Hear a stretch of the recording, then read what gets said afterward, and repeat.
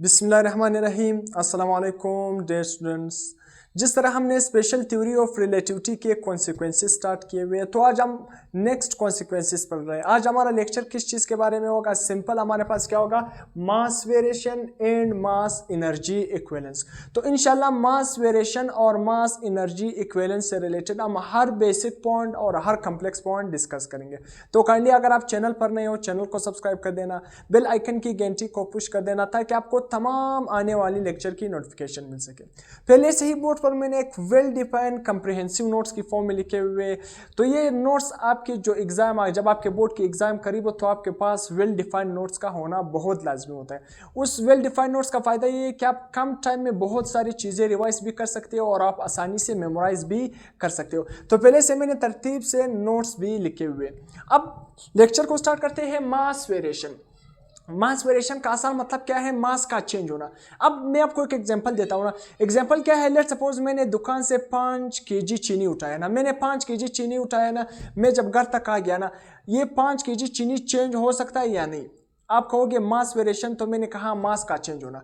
तो मास का चेंज हो सकता है। मास चेंज होने का मतलब क्या है? इसका मतलब ये नहीं है कि मैंने 5 केजी चीनी दुकान से उठाया, जब मैं घर तक आ गया तो वो 5 केजी से क्या हो गया? 6 केजी हो गया या 7 केजी हो गया। ये दरअसल में इस तरह नहीं होता है। मास वेरिएशन का एक कंसेप्ट अलग है। मास वेरिएशन का कंसेप्ट ये है कि मास चेंज हो सकता है, मगर मास चेंज किस तरह हो सकता है अभी मैं आपको बताता हूँ। एक बात आपने याद रखना है कि जो स्पेशल थ्योरी ऑफ रिलेटिविटी जो हम पढ़ रहे हैं ना, ये तमाम चीजों को क्या है उस तरह में समझा रही है कि अगर उसकी स्पीड कहां तक पहुंच जाए, स्पीड ऑफ लाइट तक अप्रोच कर जाए, तो फिर उस पर हम क्या लगाते हैं? Special theory of relativity. अब यहां पर आप कहोगे मास चेंज किस तरह होगा? मास बिल्कुल चेंज हो सकता है, मगर मास का चेंज होने के पीछे एक अलग मैकेनिज्म है। हम कहते हैं तो मास चेंज होता है ना, हम कहते हैं मास चेंज हो रहा है, मगर मास चेंज किस तरह हो रहा है उसके पीछे एक अलग कंसेप्ट है। वो अभी मैं आपको समझाता हूं कि मास किस तरह चेंज होता है। तो मास वेरिएशन का मतलब क्या है? आसान अल्फाज में मास वेरिएशन का मतलब है means the mass of a body changes with its velocity। इसका मतलब क्या है कि कोई भी बॉडी है ना, उसका मास चेंज होगा with respect to it velocity. अब आसान से मैं समझाता हूं ना। आइंस्टाइन जो स्पेशल थ्योरी ऑफ रिलेटिविटी, उसने हमें यह बताया अगर दुनिया में कोई भी चीज है ना, अगर वो इतनी स्पीड से मूव करे, अगर उसकी स्पीड कहां तक अप्रोच करे? स्पीड ऑफ लाइट तक अप्रोच करे। मतलब स्पीड ऑफ लाइट से तो कोई भी मूव नहीं कर सकता है, तो मतलब उसकी स्पीड क्या है? स्पीड ऑफ लाइट तक अप्रोच कर जाए, करीब जाए, तो उस चीज का मास क्या हो जाएगा? बढ़ जाएगा। उस चीज का क्या हो जाएगा? मास बढ़ जाएगा। अब मास बढ़ने का मतलब क्या है कि उस मास के अंदर जो एनर्जी कंटेंट है, वो एनर्जी कंटेंट बढ़ जाएगा। या आसान अल्फाज में जिस तरह हमने पढ़ा हुआ है फर्स्ट ईयर में, जो इनर्शिया है वो बढ़ता है। तो आसान अल्फाज में आइंस्टाइन ने हमें क्या बताया कि दुनिया में कोई भी चीज है, अगर वो इतनी स्पीड से मूव करे, अगर उसकी स्पीड कहां तक अप्रोच कर जाए? स्पीड ऑफ लाइट तक अप्रोच करे। मतलब स्पीड ऑफ लाइट तक वो क्या है? उसकी स्पीड पहुंच जाए, तो उस चीज का मास क्या हो जाएगा? बढ़ जाएगा। मास बढ़ने का मतलब क्या है? उसमें जो एनर्जी कंटेंट है वो बढ़ जाएगा। एनर्जी कंटेंट का मतलब क्या है? उसका इनर्शिया बढ़ जाएगा। तो समझ आ गया मास बढ़ने का मतलब क्या है? मास बढ़ने का मतलब क्या है? उस चीज का इनर्शिया बढ़ गया या उस चीज का एनर्जी कंटेंट बढ़ गया। तो सही है, अमाउंट ऑफ मैटर नहीं बढ़ा, बल्कि अमाउंट ऑफ एनर्जी कंटेंट बढ़ा, या आप कह सकते हो उस ऑब्जेक्ट का क्या बढ़ा? इनर्शिया बढ़ा। तो एक बात आपको समझ आ गया कि मास वेरिएशन किस तरह आती है। मास वेरिएशन तब आती है जब कोई भी चीज इतनी स्पीड से मूव करे, जब उसकी speed approximately speed of light के करीब जाए, तो उसका मास क्या होता है? इंक्रीज होता है। मास इंक्रीज होने का मतलब क्या है? उसका इनर्शिया बढ़ता है या उसका एनर्जी कंटेंट बढ़ता है। अब किस तरह? आसान अल्फाज में हमारे पास क्या है? दो मास होते हैं। दो मास का मतलब क्या है? मैं यहां पर एक एग्जांपल ले रहा हूं ना। एक बंदा है ना, वो क्या है? यहां पर ये जमीन है, जमीन पर क्या है? एक बंदा है, यहां पर क्या है? सपोज ये जमीन है ना, जमीन पर कोई भी बंदा खड़ा है, सही है। जमीन पर एक बंदा खड़ा है, दूसरा बंदा क्या है? यहां पर, सही, यहां पर एक बंदा यहां पर खड़ा है, और ये बंदा क्या है? कितनी स्पीड से? लेट सपोज ये क्या है हमारे पास? इसको हम क्या कहते हैं कि ये स्पीड ऑफ लाइट, मतलब कितनी स्पीड से मूव करे? अप्रोक्सीमेटली 0.7 सी। 0.7 सी का मतलब क्या है? 70% ऑफ स्पीड ऑफ लाइट। सी का मतलब क्या है? Speed of light. मतलब ये बंदा 70% ऑफ स्पीड ऑफ लाइट से मूव कर रहा है, और ये बंदा क्या है? रेस्ट की हालत में। तो वो बंदा जो रेस्ट की हालत में होगा ना, उस मास को हम क्या नाम देंगे? उस मास को हम नाम देंगे रेस्ट मास। वो बंदा जो रेस्ट की हालत में है, जमीन पर खड़ा है, तो अगर आप उसकी मास को पैमाइश करोगे तो उसको हम क्या नाम देंगे? Rest mass. और दूसरा मास क्या है, वो बंदा जो approximately 70% of speed of light से मूव कर रहा है, या आप कह सकते हो 90% ऑफ स्पीड ऑफ लाइट से मूव कर रहा हो, या 50% ऑफ स्पीड ऑफ लाइट से मूव कर रहा हो। तो यहां पर मैंने एग्जांपल के तौर पर क्या लिखा कि ये बंदा क्या है 70% ऑफ स्पीड ऑफ लाइट से मूव कर रहा है। सी का मतलब क्या है, स्पीड ऑफ लाइट। तो 70% ऑफ स्पीड ऑफ लाइट से मूव कर रहा है, तो इस बंदे का मास क्या हो जाएगा, और इसकी मास को आसान अल्फाज में हम क्या नाम देंगे, रिलेटिविस्टिक मास। इसको हम क्या नाम देंगे, रिलेटिविस्टिक। इसको हम क्या नाम देंगे, रिलेटिविस्टिक मास। और इस मास को हम किस चीज से जाहिर करेंगे, m से जाहिर करेंगे, और रेस्ट मास को हम किस चीज से जाहिर करेंगे, m0 से जाहिर करेंगे। तो आपने याद रखना है, जो रेस्ट मास होगा उसको हम m0 से जाहिर करेंगे, जो रिलेटिविस्टिक मास होगा उसको हम सिंपली किस चीज से जाहिर करेंगे, m से जाहिर करेंगे। तो आसान अल्फाज में ये जो बंदा है जो रेस्ट हालत में है, जमीन पर खड़ा है, और ये बंदा जो क्या है 70% ऑफ स्पीड ऑफ लाइट से मूव कर रहा है, तो बताओ इसका मास ज्यादा होगा या इसका मास ज्यादा होगा। आसान अल्फाज में आइंस्टाइन ने हमें क्या बताया, वो चीज दुनिया में कोई भी चीज अगर उसकी स्पीड क्या है अप्रोक्सीमेटली स्पीड ऑफ लाइट तक अप्रोच कर जाए, तो आसान अल्फाज में उसका मास क्या हो जाएगा, बढ़ जाएगा। तो आसान अल्फाज में इस बंदे का मास क्या होगा, ज्यादा होगा। इस बंदे का मास क्या होगा, जो रेस्ट हालत में है इसका कम होगा। अब मास ज्यादा होने का मतलब क्या है, इस बंदे का जो एनर्जी कंटेंट है, क्या आसान अल्फाज में एनर्जी, इसका जो एनर्जी कंटेंट है वो क्या हो जाएगा, एनर्जी कंटेंट क्या हो जाएगा, बढ़ जाएगा। या और आसान में हम क्या कह सकते हैं कि इसका क्या बढ़ गया, इनर्शिया क्या होगा, ज्यादा होगा। इसका क्या होगा, इनर्शिया ज्यादा होगा। तो आसान अल्फाज में अगर कोई भी चीज स्पीड ऑफ लाइट से क्या है अप्रोक्सीमेटली स्पीड ऑफ लाइट की स्पीड से मूव करे, तो उसका एनर्जी कंटेंट या इनर्शिया बढ़ता है, जिसको हम दूसरे अल्फाज में क्या कहते हैं उसका मास बढ़ गया। तो ये मेन कंसेप्ट था। अब यहां पर क्या है, बॉडी रेस्ट पर। अब वो बंदा जो रेस्ट की हालत में होगा उसकी मास को हम क्या नाम देंगे, रेस्ट मास, और उसको हम किससे जाहिर करते हैं, m0 से जाहिर करते हैं। Rest mass constant, rest mass हमेशा क्या रहेगा, ये कांस्टेंट रहेगा, ये चेंज नहीं हो सकता है, मतलब इसका इनर्शिया नहीं बढ़ता है, इसका एनर्जी कंटेंट नहीं बढ़ता है, एंड डज नॉट चेंज, ये चेंज नहीं होता। दूसरा क्या, body moves with velocity v। अब ये जो दूसरा मास है जो approximately 70% of speed of light से मूव कर रहा था, तो इस मास को हम क्या नाम देंगे, रिलेटिविस्टिक मास, और इसको हम किससे जाहिर करेंगे, m से जाहिर करेंगे। और ये मास याद रखना, ये मास क्या होगा, इंक्रीज होता है, ये मास क्या होता है, इंक्रीज होता है। तो यही हमें Einstein special theory of relativity भी यही बताती है कि दुनिया में कोई भी चीज अगर वो इतनी स्पीड से मूव करे, जब उसकी speed approximately speed of light तक अप्रोच कर जाए, तो उसका मास क्या होता है, इंक्रीज होता है। तो मास बढ़ने का मतलब क्या होता है, उसकी एनर्जी कंटेंट बढ़ता है, या दूसरे अल्फाज में उसका इनर्शिया बढ़ता है। तो ये क्या है, मास बढ़ने का कंसेप्ट है। फार्मूला क्या है, अगर अपने मास जो बढ़ रहा है उसको फाइंड करना है, तो फार्मूला आसान अल्फाज में हमारे पास क्या है, m is equal to m0 under root 1 minus v square divided by c square. V square हमारे पास क्या है, वेलोसिटी है, और सी स्क्वेयर हमारे पास क्या है, स्पीड ऑफ लाइट। m0 हमारे पास कौन सा मास था, रेस्ट मास। सिंपल m हमारे पास क्या है, रिलेटिविस्टिक मास। अब इसका फिजिकल एक्सप्लेनेशन क्या है, मैं आपको इसका फिजिकल एक्सप्लेनेशन बताता हूं कि मास किस तरह बढ़ता है। मास दरअसल में मैंने यहां पर लिखा हुआ है कि स्पीड इंक्रीजेस, जिस तरह स्पीड इंक्रीज होती रहती है, मोर एनर्जी इज सप्लाई। आसान अल्फाज में जब भी किसी भी चीज की स्पीड बढ़ती है तो उतनी ही ज्यादा एनर्जी उस चीज को क्या होती है, सप्लाई होती है। देखो ये बंदा है स्पेसशिप में, लेट्स सपोज स्पेसशिप में बैठा है, तो ये 70% ऑफ स्पीड ऑफ लाइट से मूव कर रहा है। जिस तरह इसकी स्पीड बढ़ती जा रही है तो इसको ज्यादा एनर्जी सप्लाई हो रही है। इसको क्या सप्लाई हो रही है, ज्यादा एनर्जी सप्लाई हो रही है, इसका एनर्जी कंटेंट बढ़ रहा है। आसान अल्फाज में इसका इनर्शिया बढ़ रहा है। तो यहां पर मैंने लिखा भी है, as the speed increases more energy is supplied. फिर क्या है, this energy contributes to the increase in inertia which appear as increase a mass. कितना इंपॉर्टेंट पॉइंट है कि ये एनर्जी जिस तरह स्पीड बढ़ रही होती है, तो हमारे पास आसान अल्फाज में जो एनर्जी है उस बॉडी को ज्यादा एनर्जी सप्लाई हो रही है। ज्यादा एनर्जी सप्लाई हो रही है, तो ज्यादा एनर्जी सप्लाई अगर उसको हो रही होगी ना, तो हमें किस तरह नजर आएगा कि इसको ज्यादा एनर्जी सप्लाई हो रही है। वो ज्यादा एनर्जी जो उसको सप्लाई हो रही है वो हमें इनर्शिया की फॉर्म में नजर आएगी। तो यहां पर मैंने लिखा भी है, this energy contributes to the increase in inertia. और ये एनर्जी क्या करेगी, उस बॉडी की इनर्शिया को बढ़ा देगी। जब उस बॉडी की इनर्शिया को बढ़ा देगी तो हमें किस तरह नजर आएगा, विच अपीयर एज इंक्रीज अ मास। और हमें इस तरह नजर आएगा कि उस बॉडी की क्या बढ़ी है, मास बढ़ गई है। तो ये मेन कंसेप्ट था। मास बढ़ने का मतलब क्या है, उस बॉडी की एनर्जी बढ़ जाती है। उस बॉडी की एनर्जी की बढ़ने का मतलब क्या है, उसका इनर्शिया बढ़ गया।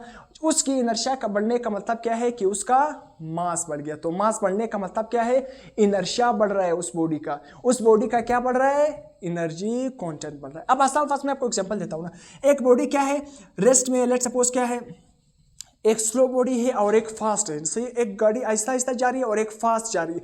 तो मुझे बताओ किस बॉडी की इनर्शिया ज्यादा होगी। आसान अल्फाज में जो फास्ट जा रही होगी उसकी एनर्जी मतलब इनर्शिया क्या होगा, ज्यादा होगा। तो यहां पर भी यही आइंस्टाइन की जो स्पेशल थ्योरी ऑफ रिलेटिविटी है ये हमें ये बताता है कि दुनिया में अगर कोई भी चीज इतनी स्पीड से मूव करे, अगर उसकी speed approximately speed of light तक अप्रोच कर जाए तो उसका मास क्या होता है, बढ़ता है। तो मास बढ़ने का मतलब क्या है, पीछे से आ रही, उसका इनर्शिया बढ़ता है, उसका इनर्शिया बढ़ता है, इनर्शिया बढ़ने का मतलब क्या है, उसकी एनर्जी बढ़ती है। तो ये तमाम चीजें अपने याद रखना है, फिजिकल एक्सप्लेनेशन भी मैंने आपको दे दिया।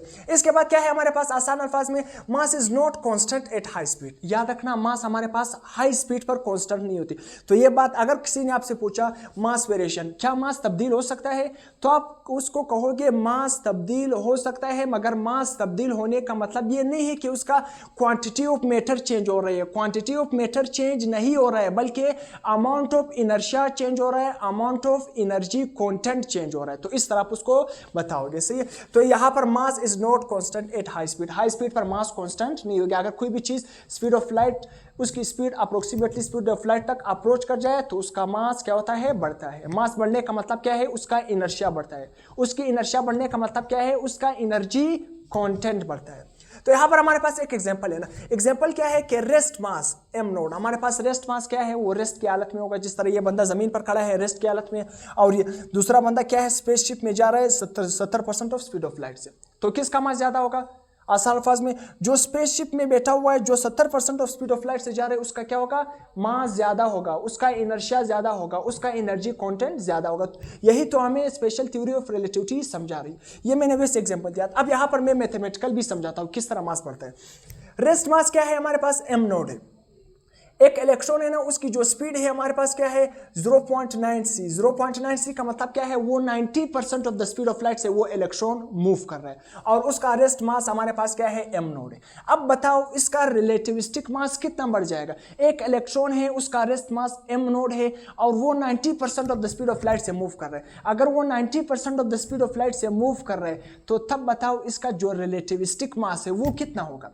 एक बात तो हमें पता है कि उसका रेस्ट मास m नोड है, रिलेटिविस्टिक मास उसका भी हम फाइंड करते हैं, वो speed of light 90% of speed of light से मूव कर रहे हैं। तो फार्मूला हमारे पास आसान है, m is equal to m nought, rest mass हमारे पास क्या है m nought 1 minus v square divided by c square. ये तो मैंने वही फार्मूला लिखा है। अब m is equal to rest mass हमारे पास क्या है, m नोट है, और इलेक्ट्रॉन की जो स्पीड है वो कितनी है 1 माइनस क्या है वी स्क्वायर, वी की जगह मैं क्या लिखूंगा, उसका स्पीड लिखूंगा 0.9c डिवाइडेड बाई नीचे क्या है c। तो ऊपर भी स्क्वायर है देखो, नीचे भी स्क्वायर है, मैंने क्या ले लिया, होल स्क्वायर ले लिया। अब आसान अल्फाज में ये सी इस सी के साथ क्या हो गया, खत्म हो गया। तो हमारे पास क्या रह गया, m नोट √1 माइनस 0.9 का स्क्वायर। तो जब आप 0.9 का स्क्वायर लोगे, 1 से माइनस करोगे, फिर √ लोगे, तो ये अप्रोक्सीमेटली किसके इक्वल आएगा, जो हमारे पास m, ये हमारे पास कौन सा मास है, रिलेटिविस्टिक मास है। ये रिलेटिविस्टिक मास किसके इक्वल आएगा, हमारे पास m 2.29 m नोट। आसान अल्फाज में रिलेटिविस्टिक मास कितना आया हमारे पास, 2.29 m नोट। अब ये हमें क्या बता रहे, ये हमें ये बता रहे कि mass become more than double, double से भी ज्यादा हो गया, मतलब 2.5, मतलब डबल से भी ज्यादा हो गया it's rest mass. Rest mass देखो कितना था, m नोट था। जब यही electron 90% of speed of light से मूव कर रहा था ना, उसने पहले रेस्ट पर था एक इलेक्ट्रॉन, फिर वो electron 90% of the speed of light से उसने क्या किया, जाना स्टार्ट किया। जब उसने 90% of the speed of light से क्या किया, जाना स्टार्ट किया, तो उसका जो रिलेटिविस्टिक मास था वो क्या हो गया, बढ़ गया। कितना बढ़ गया, हमारे पास क्या है 2.29, मतलब मोर देन डबल, डबल से भी क्या हो गया, ज्यादा बढ़ गया। तो यही हमें special theory of Einstein relativity, special theory of relativity बताती है आइंस्टाइन की, कि अगर कोई भी चीज स्पीड ऑफ लाइट मतलब अप्रोक्सीमेटली स्पीड ऑफ लाइट से मूव करे तो उसका मास क्या होता है, बढ़ता है। मास बढ़ने का मतलब क्या है, उसका इनर्शिया बढ़ता है। इनर्शिया बढ़ने का मतलब क्या है, उसका एनर्जी कंटेंट बढ़ता है। तो देखो इसका रिलेटिविस्टिक मास कितना बड़ा, 2 से मतलब डबल से भी ज्यादा बड़ा। सही है। रेस्ट मास कितना था? सिर्फ m नोट, जबकि रिलेटिविस्टिक मास क्या है? 2.29, मतलब मोर देन डबल से भी ज्यादा उसका रिलेटिविस्टिक मास आ गया। क्यों इसका रिलेटिविस्टिक मास बढ़ गया? आसान अल्फाज में इसी वजह से बढ़ा क्योंकि वो speed approximately speed of light से मूव कर रहे हैं, तो इसी वजह से इसका मास बढ़ गया। तो मास बढ़ने का मतलब क्या है? ये अपने जेन में याद रखना है। मास बढ़ने का मतलब क्या है? इनर्शिया बढ़ गया। इनर्शिया बढ़ने का मतलब क्या है? एनर्जी कंटेंट बढ़ गया। अब आसान अल्फाज में क्या है? Mass is the total energy content of a body. आसान अल्फाज में स्पेशल थ्योरी ऑफ रिलेटिविटी हमें यह बताती है कि मास क्या है? मास किसी भी बॉडी की टोटल एनर्जी कंटेंट है। टोटल एनर्जी कंटेंट को हम क्या नाम देते हैं? मास का नाम देते हैं। अब यहां पर मैं इसको मिटा रहा हूं, ये जो एग्जांपल मैंने यहां पर लिखा है, आप मैं साइड पर हो जाता हूं, इसको आप नोट भी कर सकते हो, इसका स्क्रीनशॉट ले सकते हो। तो इसको मैं मिटा रहा हूं, ये वाला एग्जांपल। अब यहां पर हमारे पास क्या है? लेट सपोज, अब जो आपके पास हमने जो सेकंड लॉ पढ़ा ना, न्यूटन का जो हमने सेकंड लॉ पढ़ा, F = ma, हमने क्या पढ़ा था? F = ma, जो फोर्स का फार्मूला। अब ये हमारे पास ये फार्मूला तब एप्लीकेबल हो सकता है जब हमारे पास क्या है? स्पीड बहुत लो हो। स्पीड बहुत लो, जिस तरह जमीन पर सब चीजों की स्पीड कम है, तो इसी वजह से यही फार्मूला अप्लाई होता है। अब ऐसी चीजें जिसकी स्पीड बहुत ज्यादा है, जो अप्रोक्सीमेटली स्पीड ऑफ लाइट से मूव कर रहे हैं, तब उस पर यह फार्मूला एप्लीकेबल नहीं है। अब ये फार्मूला किस तरह एप्लीकेबल नहीं है? अब देखना, अगर आपने मास फाइंड करना है तो आसान, मास फाइंड करना है ना, तो एक्सेलरेशन यहां पर क्या हो जाएगा? डिवाइड हो जाएगा। F divided by A, force divided by acceleration. आसान अल्फाज में दोनों डिवाइड, फोर्स और एक्सेलरेशन दोनों डिवाइड में आ रहे हैं, तो आसान अल्फाज में फोर्स और एक्सेलरेशन में कौन सा रिलेशन है? डायरेक्ट रिलेशन है। अगर आप फोर्स को बढ़ाओगे तो एक्सेलरेशन बढ़ जाएगा, फोर्स को कम करोगे तो एक्सेलरेशन क्या हो जाएगा? कम हो जाएगा। अब देखना, मगर अगर कोई भी चीज speed of light, approximately speed of light से मूव करेगा, तब याद रखना, तब फोर्स और एक्सेलरेशन में डायरेक्ट रिलेशन नहीं होता है। फोर्स और एक्सेलरेशन में डायरेक्ट रिलेशन नहीं होता है। जहां पर चीजों की speed approximately speed of light तक करीब होती है, इतनी ज्यादा स्पीड होती है, तो फिर याद रखना वहां पर फोर्स और एक्सेलरेशन में डायरेक्ट रिलेशन नहीं होता, वहां पर न्यूटन के लॉज एप्लीकेबल नहीं होता। तो जिसकी स्पीड बहुत ही ज्यादा होती है तो फोर्स और एक्सेलरेशन में डायरेक्ट रिलेशन नहीं होता। जब फोर्स और एक्सेलरेशन में डायरेक्ट रिलेशन नहीं होता है तो हम क्या कह सकते हैं? तो याद रखना वहां पर हमारे पास जो चेंज इन वेलोसिटी होता है वो क्या होता है? कांस्टेंट, मतलब वेलोसिटी में कोई भी चेंज नहीं आ रहा होता है। तो जब वेलोसिटी में चेंज नहीं होगा तो आसान अल्फाज में हम कह सकते हैं ना, एक्सेलरेशन क्या होगा? 0। जब वेलोसिटी में कोई भी चेंज नहीं होगा तो आसान अल्फाज में एक्सेलरेशन क्या रहेगा? एक्सेलरेशन 0 होगा। एक्सेलरेशन क्या होगा? 0 हो जाएगा। जब क्या होगा? वेलोसिटी में चेंज नहीं आएगा। तो आसान अल्फाज में जब एक्सेलरेशन 0 होगा तो हम इस तरह लिख सकते हैं, F = m डिवाइडेड बाई 0। तो जब कोई भी चीज को हम 0 से डिवाइड करते हैं तो हमारे पास आंसर क्या आता है? इनफाइनाइट। तो याद रखना, मास हमारे पास क्या आ रहा है? इनफाइनाइट आ रहा है। तो मास हमारे पास क्या आ रहा है? इनफाइनाइट आ रहा है। इनफाइनाइट का मतलब क्या है? मास इंक्रीज हो गया। मास क्या हो गया? इंक्रीज हो गया। क्यों इंक्रीज हो गया? क्योंकि ये सब्सटेंस, ये मटेरियल क्या है? Approximately two the speed of light से मूव कर रहा है। तो अगर अपने मास को इनफाइनाइट हो गया, मास इनफाइनाइट का मतलब क्या है? मास इंक्रीज हो गया। तो अगर मास इंक्रीज हो गया तो इसका मतलब क्या है? इनर्शिया इंक्रीज हो गया। इनर्शिया इंक्रीज होने का मतलब क्या है? एनर्जी कंटेंट इंक्रीज हो गया। ये तो मैंने आपको बताया। अब यहां पर अगर आपने मास को इनफाइनाइट कर दिया, मास इंक्रीज हो गया, तो मास को इंक्रीज करने के लिए आपको फोर्स को भी क्या करना पड़ेगा? फोर्स को भी इनफाइनाइट करेगा। फोर्स को भी आपको क्या करना चाहिए? इनफाइनाइट करना पड़ेगा, तब मास इनफाइनाइट होगा। तो मास को बढ़ाने के लिए आपको उतनी ही ज्यादा फोर्स भी चाहिए, उतनी ही ज्यादा इनफाइनाइट फोर्स भी चाहिए। तो यहां तक डस्टर मेरे पास, तो ये खराब हो गया, डस्टर में नहीं उठा लिया। अब यहाँ पर इसको मैं मिटा रहा हूँ, सही। इसको आप नोट भी कर सकते हो। अब मैंने क्या पढ़ाना है आपको? E = mc²।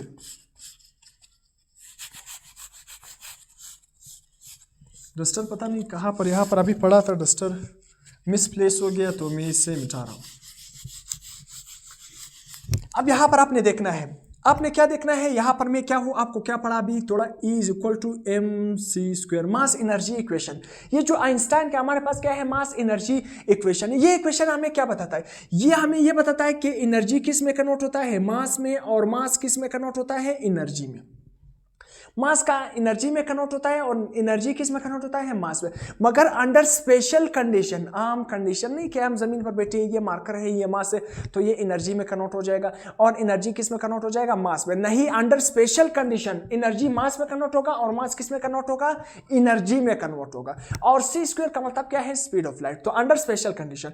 मगर ये जो इसी चैप्टर में आने वाले पेयर प्रोडक्शन और पेयर इनहेलेशन, पेयर प्रोडक्शन और पेयर इनहेलेशन में मैं डिटेल से पढ़ाऊंगा कि किस तरह मास एनर्जी में कन्वर्ट होता है और किस तरह एनर्जी मास में कन्वर्ट होती है। ये आने वाले लेक्चर में मैं डिटेल से पढ़ाऊंगा पेयर प्रोडक्शन पर और पेयर इनहेलेशन पर। ये हमें ये बताती है कि मास किस तरह एनर्जी में कन्वर्ट होता है और एनर्जी किस तरह मास में कन्वर्ट होती है। अब यहां पर E = mc स्क्वायर, यहां पर इसका कुछ थोड़ा सा डेरिवेशन है, कुछ बुक में इसका डेरिवेशन गिवन है, कुछ बुक में गिवन नहीं है, तो मैं इसका थोड़ा सा डेरिवेशन करता हूं। डेरिवेशन क्या है, आसान फास्ट में एक मास है मेरे पास, क्या है, रेस्ट की हालत में, एक मास है ना वो रेस्ट की हालत में। तो अगर रेस्ट की हालत में होगा तो हमारे पास इक्वेशन क्या बन जाएगा, E = mc स्क्वायर का E0 = m0 c स्क्वायर। तो ये मेरे पास कोई भी चीज है वो रेस्ट की हालत में, किस हालत में है, रेस्ट की हालत। दूसरा चीज मेरे पास क्या है, वो मूव कर रहा है, क्या कर रहा है, मूव कर रहा है। तो उसके लिए आइंस्टाइन इक्वेशन किस तरह बन जाएगा, E = mc स्क्वायर। तो ये क्या बन जाएगा, E = mc स्क्वायर। अब यहां पर ये क्या है, ये मूविंग है, ये क्या कर रहे हैं, मूव कर रहे हैं। तो अगर मूव कर रहे हैं, अब यहां पर मैं इन दोनों का डिफरेंस निकालता हूं, क्या निकालता हूं, दोनों का डिफरेंस निकालता हूं। तो दोनों का डिफरेंस किस तरह निकालूंगा, आसान अल्फाज में हमारे पास क्या है, चेंज इन एनर्जी। तो आसान अल्फाज में ये क्या बन जाएगा, E, हमारे पास क्या है, E - E0 = हमारे पास क्या है, mc square - m0 c square. तो आसान अल्फाज में E - E0 = mc square - m0 c square. तो इसको मैं इस तरह लिख सकता हूं ना, चेंज डेल्टा E, तो इसको मैं लिख सकता हूं ना चेंज इन एनर्जी। तो यहां पर क्या है, E - E0, तो इसको मैं इस तरह लिख सकता हूं ना, change in energy = mc square - m0।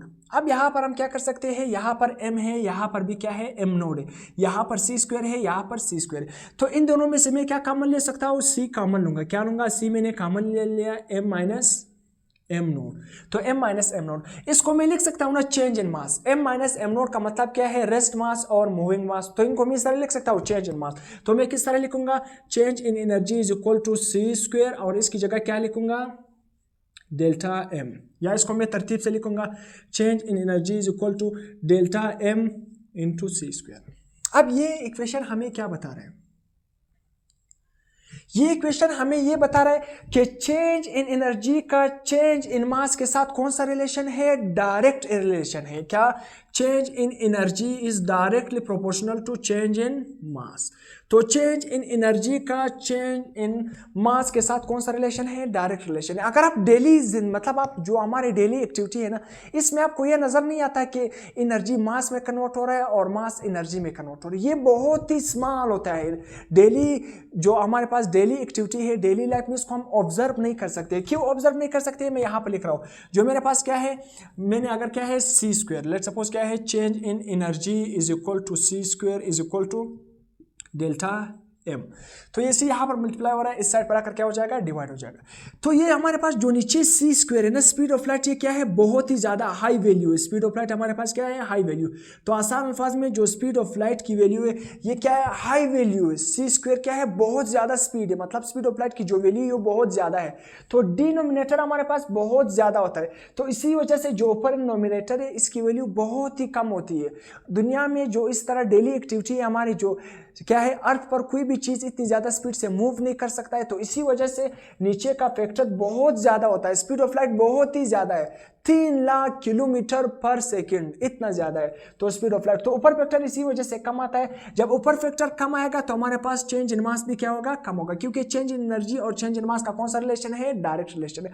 तो चेंज इन एनर्जी बहुत ही कम आता है और इसी वजह से चेंज इन मास भी बहुत ही कम होता है। हम इसको डेली एक्टिविटी में ऑब्जर्व नहीं कर सकते। इसको हम कहां पर ऑब्जर्व करेंगे, मेनली न्यूक्लियर रिएक्शन में। कहां पर इसको हम ऑब्जर्व करेंगे, न्यूक्लियर रिएक्शन में। कहां पर, न्यूक्लियर रिएक्शंस में। न्यूक्लियर रिएक्शन में इसको हम क्या कर सकते हैं, ऑब्जर्व कर सकते हैं। तो यहां तक हमने mass variation and mass energy equivalence को क्या कर लिया, कंप्लीटली डिटेल से पढ़ा है। तो अब काइंडली अगर आपको लेक्चर पसंद आ गया तो लेक्चर को सब्सक्राइब कर देना है उसी तरह चैनल को सब्सक्राइब कर देना है, लेक्चर को लाइक कर देना है, कमेंट कर देना है। टिल देन अल्लाह हाफिज़।